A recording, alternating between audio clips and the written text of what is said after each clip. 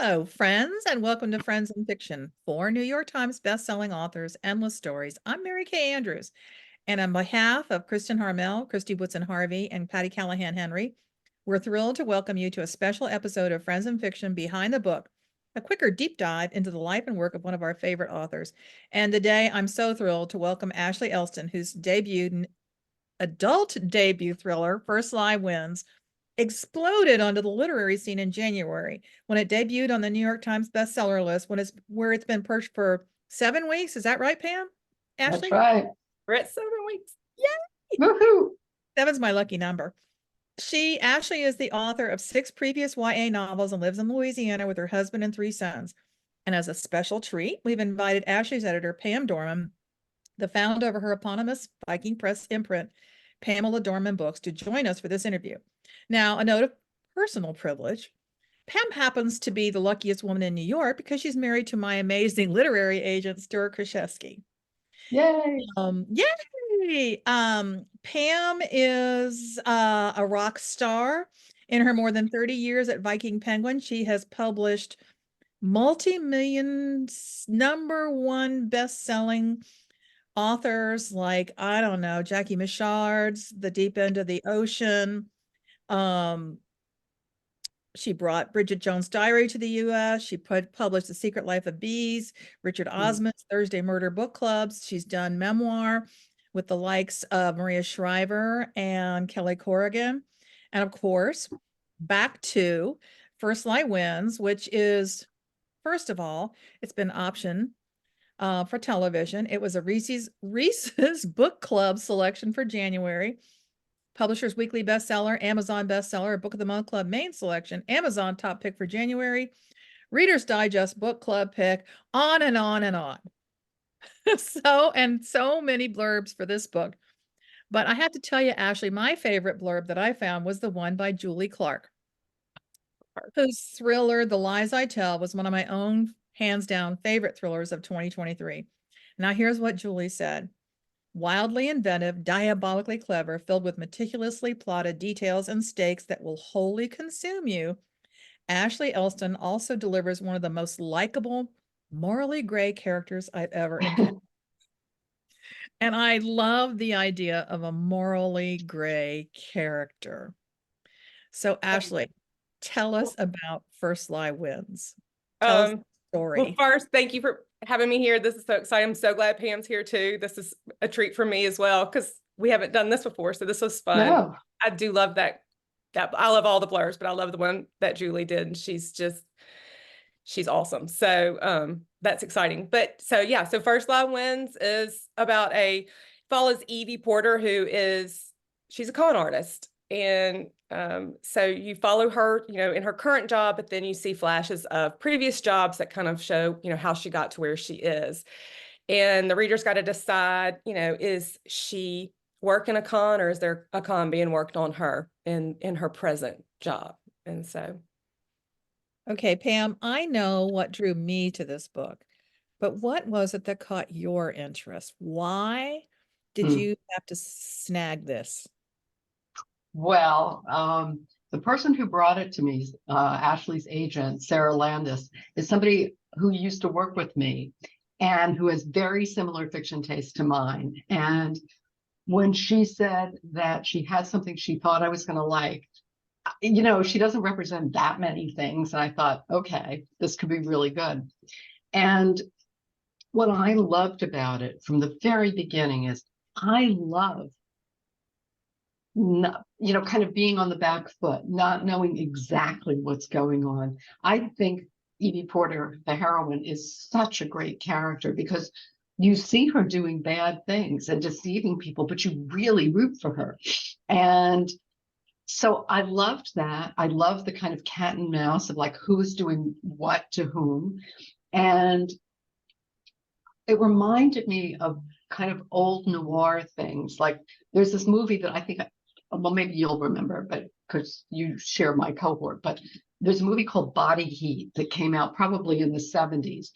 Yeah. And what I always remembered about it was the last scene where the heroine who has had the last lap is sitting like on a beach lounger, just sitting there. And she has pulled off the con of all cons.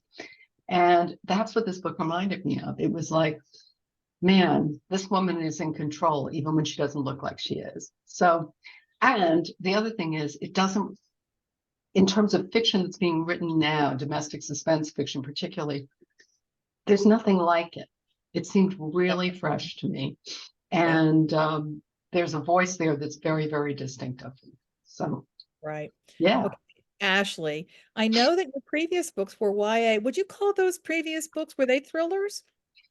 4 of them were mystery thrillers. And then I wrote these 2 rom-coms because I don't know, that was what I had in my head, and that was fun. And so then I kind of had a moment like, well, what am I doing next? Am I staying in YA? Am I going back to, mystery thrillers? And so then I had the idea for this book, and I was like, well, it's mystery thriller, but it's not YA. It was clearly not YA. And so I kind of treated it like I did when, I had the idea for a rom-com where that kind of wasn't my thing, but maybe it could be. And I thought, well, let's just see if this works. And we did. So you weren't afraid. I love that. You weren't afraid of stretching your brand. No, well, I mean, I thought, well, it might not work, because, I had to I got a new agent, and it was going to be a whole new market, and it's going to be a new publisher. And so that was, it might not work, but it was also kind of exciting. It felt sort of like a fresh change. I had been in YA for 10 years, and I love YA and, love those books. But, 10 years, I was like, it was very exciting to say, well, let's just see if this will work. And I thought, if it works. If it doesn't, I probably go back to YA, and, that'll be fine. So it was kind of a breath of fresh air, honestly. Yeah. Tell me about the spark of the idea for First Sly Wins. Well, I was a photographer for years, and so I am very visual, and I like to see the scene kind of build in my head before I start writing it. And so I had this scene, this dinner party, and I could see the table, and I could see the flowers in the center, and I could see the people around the table. And I thought, well, what would they talk about? And so I start kind of building that conversation. And then I thought, well, I mean, what if there's somebody there that's just lying? I mean, just totally lying about why they're there. And, what would they say? And, I thought about, I'm in Louisiana, and I know how hard it is to sort of break into these very small, close-knit groups because, I moved here when I was like 19. I'm from a smaller town not far from here. And my husband was born and raised here. And so he knew all kinds of people. And so we would meet people, but I wasn't from here. I'm like, well, I've been here for like 30 years. I mean, does it not count that, still I didn't go to high school here? And, that's not to say, but it's funny. Those little small cliquey groups are funny, and it's really hard to get in there. And I was like, so how interesting if I had an outsider really wanting to break into this real small cliquey little group and up to no good. And at the beginning, I wasn't quite sure who she was. Was she a bad guy? Was she a good guy? But I just I wrote that scene, and I liked it, and I liked her, and I felt good, and it was exciting. And I was like, well, what would she do next? And I just sort of kind of what ifed myself a little bit until I was like, okay, this is probably doable. But then I had to really like, what are we doing? What's going on? And so that was really kind of how it started. I'd love to know from both of you, talk to us about the process of bringing this book to publication. What was that process like? Because Ashley, obviously this was your adult fiction debut. You got a new agent and apparently a new editor. Talk to us about that. And Pam, once you got a hold of this manuscript, how close was it? How close was it to what Ashley had sent you? How close were visions? Ashley may remember the pain of this more than I do, because it all goes out of my brain. Ashley, did we do like 2 revisions, I think? We did 2, and I will say, like, I changed who the bad guy was after Pam's first edit letter. Well, I thought about it, and I called Sarah, and I was like, hey, I think I'm changing who the bad guy is. Is Pam going to kill me? And she was like, hold on. What are you thinking? And I kind of talked her through what I was thinking. She was like, okay, that does work. No, Pam's not going to kill you because it's better, but let's have a conversation. And I was like, it's going to make it so much better. And so, but it was a good change, but it was one of those that just didn't quite occur to me. And a lot of it is because when I get the notes back and I'm like, okay, based on the notes, this is not working. So how do I need to make this work? And it needed a big change. And, kind of just not being scared to make that big change was good for the book. And Pam was like, no, you do it.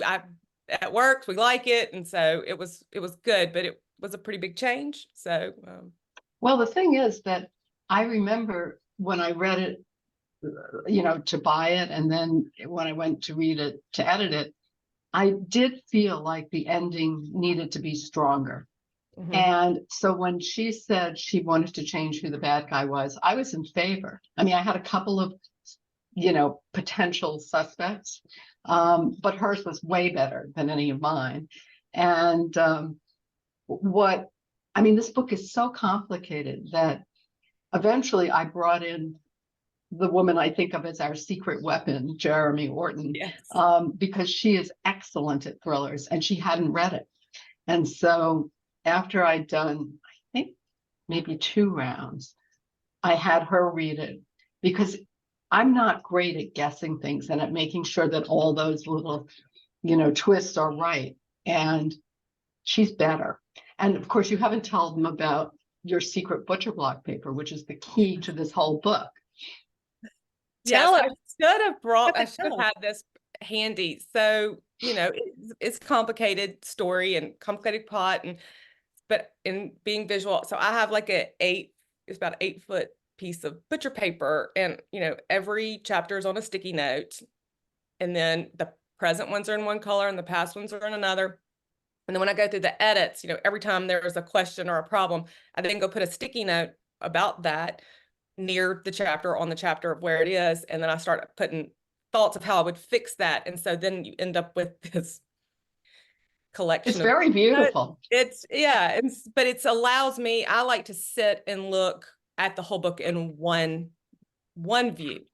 And it also is helpful when I'm, when you're in an 80-page 80,000 word document and you're trying to edit it and you're like, God, where was that? I can look at my board and say, oh, it's this chapter. So I can get there pretty easily. And then it's also, if I look at it and let's say there's a ton of sticky notes around chapter 6. Well, then chapter 6 is really not working. That's, chapter 12 looks pretty clean. There's not a lot around it. So I'm good there. And so it's just a very visual tool for me to sort of see where my problems are. Or I can put notes like, the reader hasn't learned about Devin yet. Devin comes in here. So I know anything above here, we can't talk about that because he hasn't been introduced yet. So it's just like a cheat board almost. I'm filled with rage and envy that you can storyboard. I don't know how, I can't do it any other way. I mean, I can't. Hats off to people that don't have to do that, because, then you got to carry that stuff around. So yeah. Well, sometimes the pieces all fall out onto the floor. And you put them back, Kathy. Well, I will say that the book I just that I have coming out in May, my editor called me up and said, we've got to change the bad guy. And it needs to be, I think it needs to be this person. And my head spun all the way around. But, when you work with someone you trust, whose taste you trust and whose judgment you trust, and that to me is, there's so much value in that, in listening to somebody else and detaching your own protectiveness of your baby. This was definitely a team effort. I mean, from Jeremy to Sarah. I mean, I get Sarah involved. Sarah's great at this. Sarah's great, and it was very collaborative, which was fun, but it was necessary. It is fun. It was necessary too. But you were the one who kept all the pieces, all the plates spinning, if you will. And, the truth is that as soon as we had it ready for people in-house to read, they went crazy. I mean, they just loved it. And I think, one of the wonderful things about this publication is there was a huge amount of in-house enthusiasm for the book.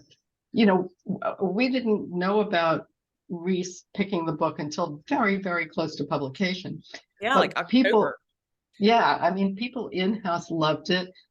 The accounts loved it.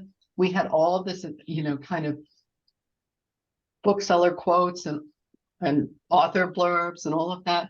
So it was one of these things that really built. And Kathy, as you know, it's hard to make that happen if people don't really love the book. You can't do it just on somebody saying this is going to be a big one. The book has to deliver. And I think people were so excited about it, going into publication. I mean, even, getting the Reese News was like the icing on the cake, and it was big Sure. icing. Let's be clear. That's about a Um, 2-inch thick layer of delightful icing, Yes, exactly. It was. I would say. And no, I mean, she has been hugely helpful in making so many books, big books that people read and that they then go on to tell their friends about. Yeah, definitely. All right, Ashley, talk to us about this elusive Evie Porter, a con Mm, artist, female con artist, which I can't get enough of. That's what you had in common with Julie Clark's book. Very different characters, very different situations and settings, but I think people were drawn to that. Okay, so she is the ultimate unreliable narrator, but in a very different creative way. What were the challenges of making your readers root for her? Yeah, I think it is a fine line, and there's a balance. You can be bad, but not too bad. Sort of like the people that you cheat have to be worse than you. It's sort of like a Ah, Robin Hood kind of thing, right? I'm fine with you taking from the rich and giving the poor. Just don't punch down. And I do think she sort of, redeems herself when she helps people, you know, like the football player and and Andrew Marshall, where she doesn't just completely throw him under the bus. And so I think those were sort of redeeming moments for her as well. And she's just unapologetically good at her job, even if her job is mm, sort of an illegal one. And I kind of liked that she's, I'm good at this. I'm going to climb that corporate ladder, even though it's not your typical corporate ladder.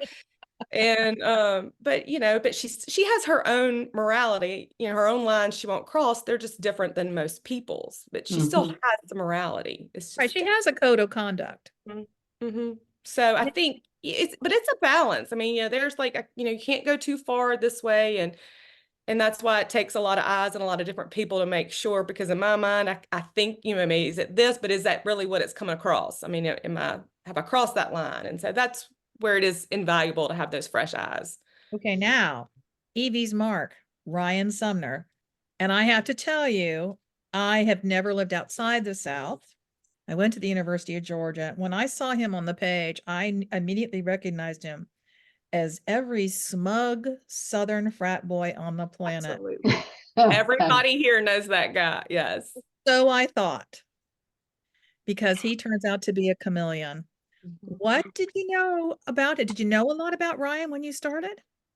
Well, I mean, and he had his own sort of evolution. He started out, not quite at her level. He was a little bit more of a two-bit hustler. And then I just kept thinking, I mean, she's not going to be with somebody that's not at her caliber, right? So we had to up his game a little bit, and we had to make him a little bit better. I mean, everybody sort of evolved through the editing process. And so I was like, no, he's got to be able to hold his own with her, or she's just mhm, not going to respect him, And so he was fun. He was fun to sort of play with too, because, he is that frat guy, and we all know that frat guy, but then he's not. And I mean, I love that, seeing two sides, or taking what you say, like I can recognize this guy immediately, but then changing that. That's fun to do.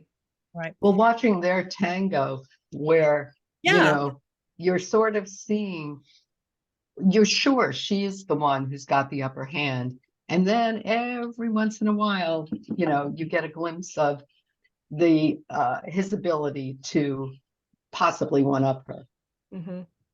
Yeah, I can sort of see Ryan saying to himself, go ahead and underestimate me. Right. Yeah.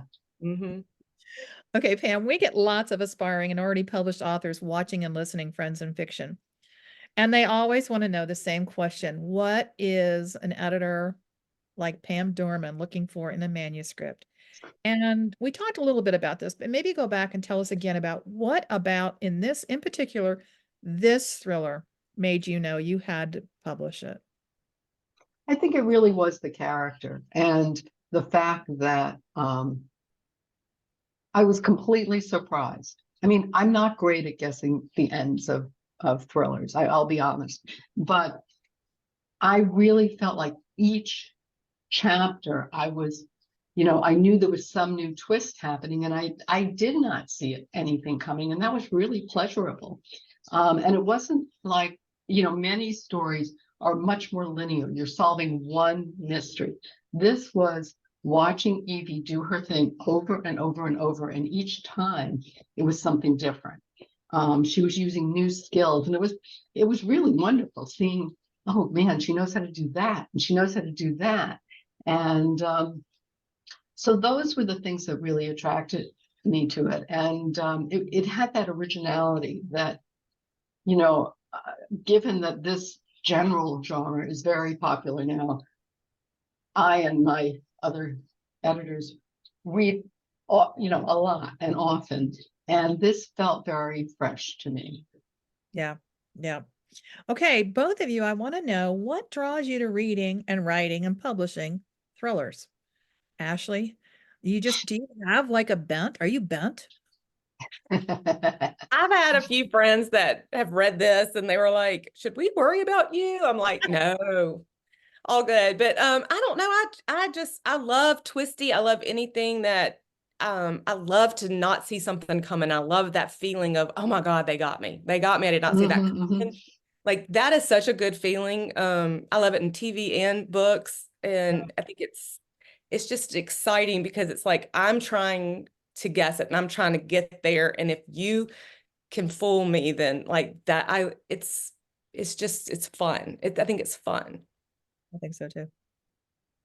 Now, I Pam, are think, you a big thriller reader in well, I came to it really by working in publishing, because when I first started in publishing, I don't think I'd ever read a mystery except Agatha Christie. But then I worked at a publisher where we published hundreds of mysteries a year. And so I got a good education. And what I've always loved is when either the detective or the main character was somebody I really was rooting for. And, my new heartthrob, well, not so new, are the members of the Thursday Murder Club by Richard Osman. And it's all about the characters. Yeah. Well, and the other heartthrob is that I've become addicted, as so many have, to the Mick Herron Slow Horses books. And that's all about the characters too. So for me, it's almost, I hate to say this, but it's almost less about the puzzle and more about the people. Right. Those are the ones I really like. Right. One of the things I loved about this book, Ashley, was the small town Southern setting. Now, you've already told us that you were a photographer in a former life. You described that little town down to a T. I could almost feel the humidity. I was swatting at mosquitoes while I was reading it. How important to you was the setting? And I know you talked about living in a small town and trying to fit in a small town. I love when setting can become one of the characters, where these things can only happen because they were here. It's Right. not like I could take this and this would happen just the same way somewhere else. It had to be here. And so that's important. I like writing about the South. It's what I know. It'd be hard for me to say, let me set this in New York City. What is living there like? I have no idea. I write what I know. And it was fun in this book because I went to a lot of different towns throughout the South. I also felt it was fun to set what I thought were sophisticated crimes or capers in a place that's not typically considered sophisticated, right? Typically you see LA, you see London, you see New York for these kind of jobs. Well, what if we went to Nashville, or what if we went to Atlanta? It's not to say there aren't books and things set there, but it's not, to me, I don't think, the norm. And I think it's fun, sort of, that's another way of just sort of spinning, there's a lot of con stories out there. How can I make mine stand out and be a little bit different? Well, let's just go to these little small towns in the South where it's, maybe not your first thought of where something like that would happen. Right. You're not anonymous in a small town. People think they know you and they think they know what you're thinking. And then you pull the switcheroo, which is so much. We're already running long and it's killing me because I have so many more questions. Ashley, are you writing another adult thriller? Yes, I am. I'm in the very early stages and I'm sort of finding my way. And, I don't like the term pantser because I think that feels very scattershot, like I don't have a plan. I kind of call myself like a discovery writer, like I'm discovering it as I go. I like to leave myself open for a crazy left turn. If we need to take a crazy left turn and put it in reverse if that didn't work. And so I'm in that very fun discovery part. So it's where it's exciting and I'm loving the story. I'm liking what I'm working on. So Have you seen any of it yet? Just a teensy bit, enough to know that it's going to be another book that fans of First Lie Wins are going to really, really like. Well, that's the best way to close out an interview. Just tell us, Ashley, where can people find you online or in person? Are you still touring or are you back home writing? I'm home right now, but I am out and about. Next week, I'm going to be in New Orleans with Octavia Spencer, which I'm so excited about. We're doing an event together. And then I'm going on a tour in April, and I think I end up at the LA Times Book Festival, so I'm gonna put all of that on my website, and we are finalizing details on all of those. But so my website's just ashleyelston.com. You'll be able to find all those events there. I'm on most social medias, but I'm really active more on Instagram. So if you really want to come find me, Instagram is the best place. Perfect. Thank you so much for being such wonderful guests today, Ashley. Thanks, so great Ashley. to meet you, and Pam, it's so great to see you again. You too. All of you out there, don't forget to tune in every Wednesday here on Facebook or YouTube for brand new, longer form content about the books, authors, and the reading and writing worlds. You can find everything about Friends in Fiction universe, from the live show to the podcast, to the newsletter to events, information on how to purchase our guest books, to updates from the Friends in Fiction official book club on our website, friendsinfiction.com. And you can order First Lie Wins from the Friends in Fiction bookshop.org page. Thanks, y'all. Thanks for tuning in. Thank you for having me. It's so fun. Great to see you guys. Bye.